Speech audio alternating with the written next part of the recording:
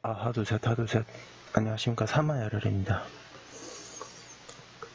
송덕수 교수님 제10판 신민법 강의 제1108페이지 제5절 보증 제목 시작하겠습니다. 사마야르 TV 절차 추천을 부탁드리고 유튜브 구독을 권합니다.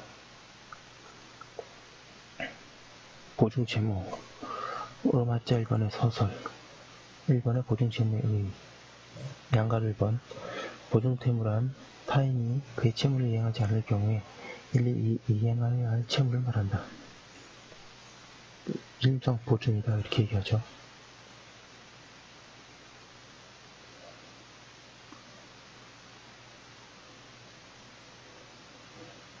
보증채무는 주채무와 함께 경제적 실질적으로는 한계 불안의 충분한 점에서 다수상사자의 채무로서 분류될 수 있고 그것이 보증계약에 의해서 성립한다는 점에서 하나의 전형계약으로 분류될 수도 있다. 그런데 이 법은 전자의 견지에 있다.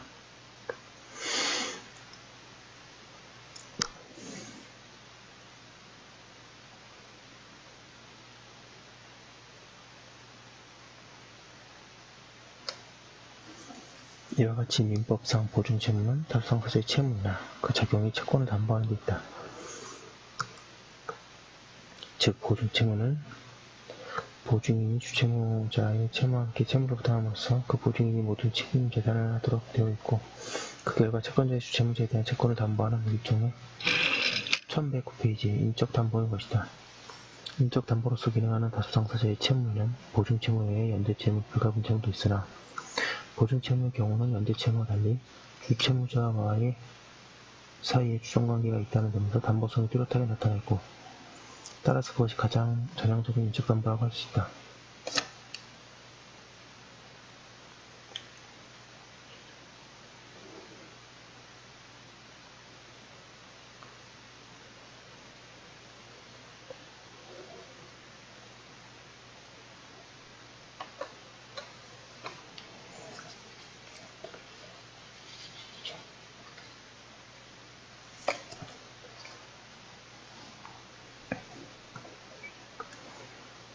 양가로 이번에 근래 일반인 보증인이 피해를 방지하기 위하여 보증인 보호를 위한 특별법이 제정되어 시행되고 있다.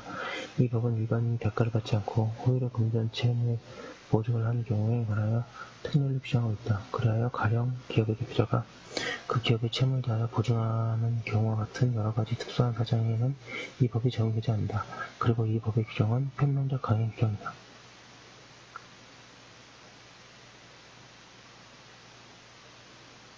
2번 보증채무의 법적 성질 양가로 1번의 채무의 독립성 보증채무는 주채무와의 별개의 독립한 채무이다.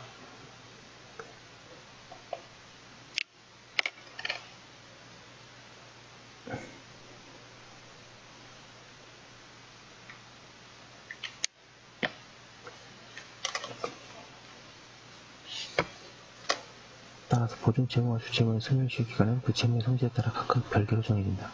그러나 보증채무의 독립성은 부종성, 수반성 때문에 연대채무에서처럼 안전하지 못하다.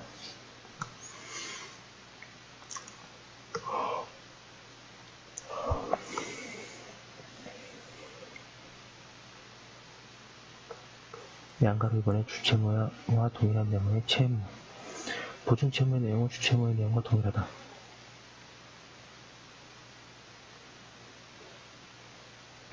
따라서 주채무는 원칙적으로 대체적 극복을 목적으로 하여야 한다. 만약 보증인이 부대체적 극복을 목적으로 하는 채무에 관하여 보증한 경우에는 주채무가 불이행으로 인하여 손해배상 채무로 변하는 것을 정지조건으로 하여 보증을 하는 것으로 새긴다. 양가로 3번 부종성 보증채무는 주채무의 이행을 담보하는 것이므로 주채무에 종속하는 성질, 즉 부종성을 가진다. 보증채무의 부종성은 여러 방면에서 나타난다.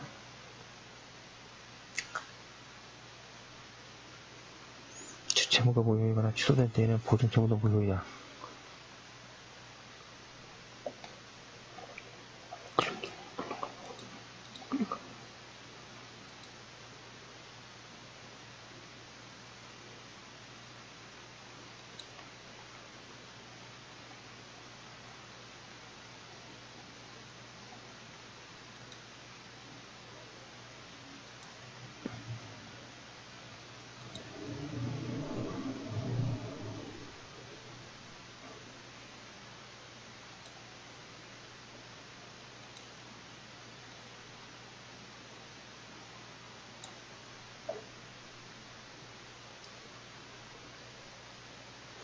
반가로 일반에 주채무가 무효일반에 취소된 때에는 보증채무는 무효이다.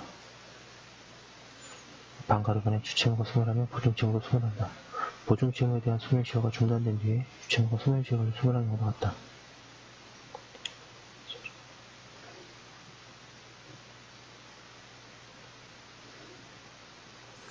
3번에 주채무의 내용이 변경이 생기면 보증채무의 내용도 변경된다.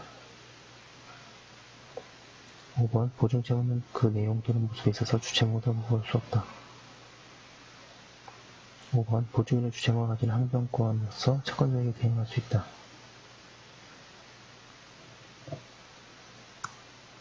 양가로 4번의 수관성 주채무자에 대한 채권이 이전할 때에는 원칙적으로 보증인에 대한 채권도 이전한다. 1110페이지 다만 당사자가 주채무자에 대한 채권만 이전하기로 특약을 할 수 있으며 그러한 경우에는 그 채권만 이전하고 보증채무를 소멸한다. 그에 비하여 보증인에 대한 채권만 이전하기로 하는 특약은 무효이다. 한편 채무인수 등에 의하여 주채무가 변경된 때에는 보증채무는 원칙적으로 소멸한다. 보증채무는 주채무에 대한 부동성, 수관성이 있어서 주채무자에 대한 채권이 이전되면 당사자 사이에는 별도의 특약이 없는 한 보증인에 대한 채권도 함께 이전하고 이 경우 채권량도의 대항력권도 주채권의 이전에 관하여 구별하면 족하고 별도로 보증채무에 대하여 대항력권을 갖출 필요는 없다고 할 것이다. 그런데 주채권과 보증인에 대한 채권의 귀속주체를 달리하는 것은 주채무자의 항변권으로서 채권자에게 대항할 수 있는 보증의 권리가 침해되는 등 보증채무의 부정성에 반하고 주채권이 가지지 않는 자에게 보증채권을 인정한 실익도 없기 때문에 주채권과 분리하여 보증채권만을 양도하기로 하는 약정은 그 효력이 없다고 할 것이다.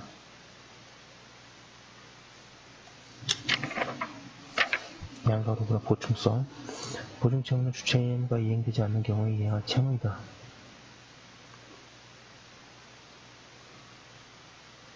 따라서 보충성을 가진다.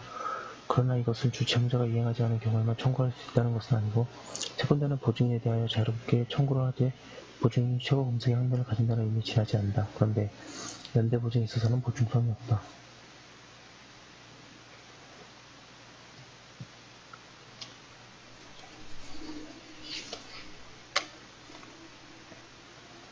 한번의 보증의 종류, 보증채무를 부담함으로써 주채무자에 대한 채권을 담보하는 제도를 보증이라고 한다.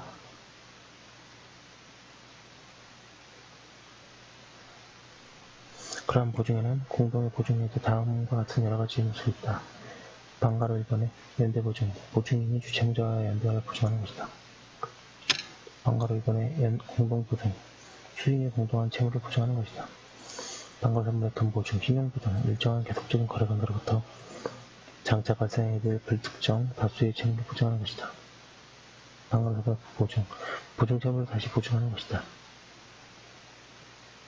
반가로구나 구상보증, 보증인이 채권자에게 변제할 때까지 가지게 되는 주채무에 대한 구상권을 보증하는 것이다.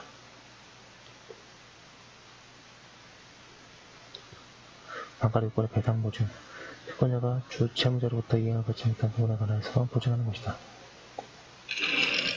1111페이지 민법의 보증에 관한 규정은 그 성질에 반하지 않는 한 보증보험계약에도 적용되는 것이나 하나 이는 성질상 허용되는 범위 내에서 보증의 범위가 보증보험에도 적용될 수 있다는 것에 불과할 뿐 이로써 보험계약이 민법상 순수한 보증계약과 같게 된다거나 보증계약으로 전환된다는 의미로 볼 수는 없다. 따라서 보증보험계약이 보험계약으로서의 효력이 없다면 이는 그 자체로 무효이고 이를 보증계약으로 남아 유효하다고 할 수는 없다고 하고 있습니다. 여기까지 한번 올려두고 그 다음 거 이어서 하도록 하겠습니다.